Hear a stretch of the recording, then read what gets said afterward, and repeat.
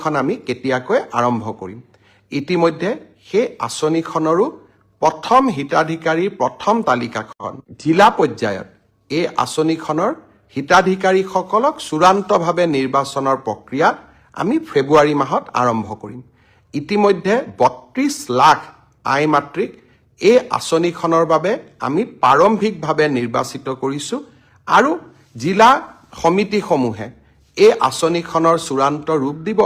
কম বেছি পৰিমাণে মই আশা কৰোঁ যে প্ৰায় ২৮ৰ পৰা ২৯ লাখ মাতৃক আমি এই আঁচনিখনৰ সুবিধা দিব পাৰিম যে আমাৰ হৈ যোৱা এডিআৰই পৰীক্ষাৰ ফলাফলসমূহো আমি ফেব্ৰুৱাৰী মাহৰ শেষৰ ফালে বা আমি মাৰ্চ মাহৰ প্ৰথম সপ্তাহত ঘোষণা কৰিম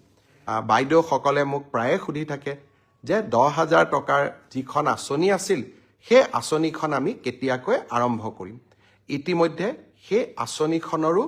প্ৰথম হিতাধিকাৰীৰ প্ৰথম তালিকাখন জিলা পৰ্যায়ত এই আঁচনিখনৰ হিতাধিকাৰীসকলক চূড়ান্তভাৱে নিৰ্বাচনৰ প্ৰক্ৰিয়া আমি ফেব্ৰুৱাৰী মাহত আৰম্ভ কৰিম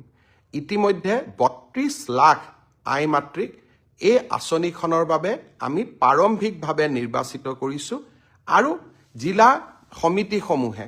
এই আঁচনিখনৰ চূড়ান্ত ৰূপ দিব কম বেছি পৰিমাণে মই আশা কৰোঁ যে প্ৰায় ২৮ৰ পৰা ২৯ লাখ মাতৃক